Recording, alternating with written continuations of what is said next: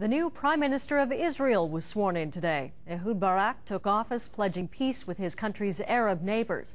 And as the CBC's Sheldon Howard reports, he's also making peace with both sides of Israel's political spectrum.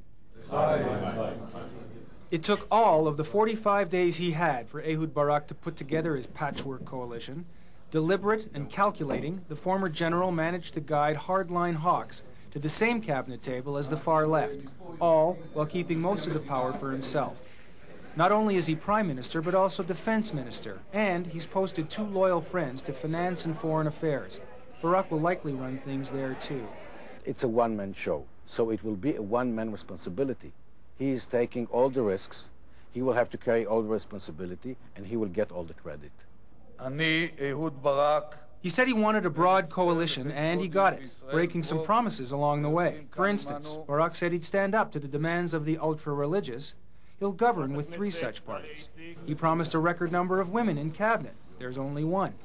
And he promised a more equal relationship with Israeli Arabs, but, as in all previous governments here, there will be no Arab ministers. As for the peace process, expectations are high. It's been either acrimonious or frozen for the last 3 years. Barak's made it his priority. And Palestinian leader Yasser Arafat is anxious to get started. He's set to meet Barak next week. We are ready to work with Mr. Barak to make the peace of the brave, he said. Specifically, though, he wants Barak to implement agreements, to hand over more land, and to stop building Jewish settlements. There was an important footnote to today's swearing in. The now former Prime Minister Benjamin Netanyahu slipped quietly into civilian life. He made a brief and diplomatic speech at the Knesset congratulating Barak and wishing him well. He then officially resigned his seat in Parliament.